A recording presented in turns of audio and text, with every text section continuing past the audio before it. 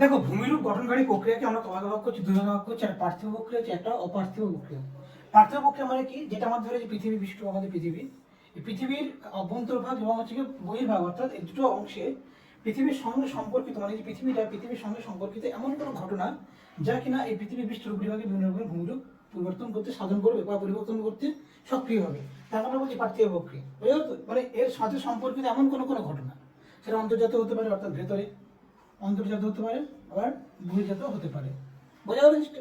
আর অপার্থিব প্রক্রিয়াটা মানে কি? এই যে পৃথিবী পৃষ্ঠের উপরে থাকে, যেমন বাইরের কোনো অংশ, বাইরের কোনো পদার্থ, সেটা কোনো মহাজাগতিক বস্তু হতে পারে। ধরো উল্কাপাত, উল্কা ধরো কি হলো, একটা উল্কা সে আমাদের পৃথিবী পৃষ্ঠে পতিত হলো, পতিত হয়ে এখানে গর্ত তৈরি করবে। এই যে গর্ত তৈরি করছে, এই ধরনের গর্তগুলোকে আমরা বলে থাকি মিটিওর ক্রেটার বা উল্কাপাতের সাথে পাতের ফলে সৃষ্ট গর্ত।